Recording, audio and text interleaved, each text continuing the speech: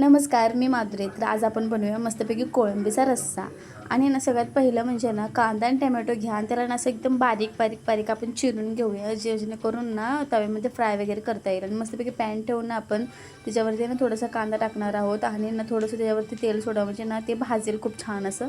आणि ना कांदा वगैरे ब्राऊन झाल्यानंतर ना आपण टोमॅटो वगैरे टाकून घेणार आहे. मस्तपैकी टोमॅटो शिजेपर्यंत ना आपण इथे ना मॅरिनेट करून घेऊया. मीठ आणि हळद हेच एवढंच टाकायचं आणि ना कोळंबीला असं हलवून वगैरे घ्यायचं आणि मॅरिनेट करायला ठेवायचं. आणि मस्तपैकी आपण वाटण केलेलं आहे ना ते टाकायचं. आणि त्यात मी ना पुदिना आणि ना कोथिंबीर ॲड केलेलं आहे. मस्तपैकी बटाटाही मी टाकणार आहे आणि बटाट्याशिवाय ना चवच येणार नाही कोळंबीच्या रस्स्याला. म्हणून बटाटा असा ना थोडासा बारीक करून घ्यायचा 2 भागाने.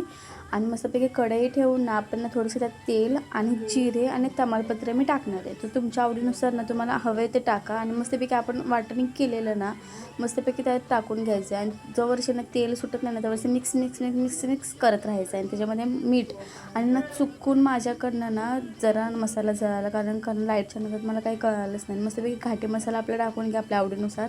आणि ना मी त्याच्यामध्ये ना थोडंसं ना मटण मसाला टाकला, कारण का चव येण्यासाठी. मस्तपैकी मटण मसाला आणि वरतून बटाटा टाकायचा आणि मस्तपैकी बटाटा हलवून वगैरे घ्यायचा.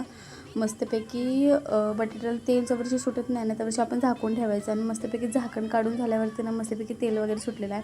मग आपण कोळंबी वरतून टाकायची आणि मग कोळंबीला पण सेम प्रोसेस करायची, की थोडंसं हलवून वगैरे घ्यायचं आणि झाकण ठेवून द्यायचं आपण थोडा उशीर.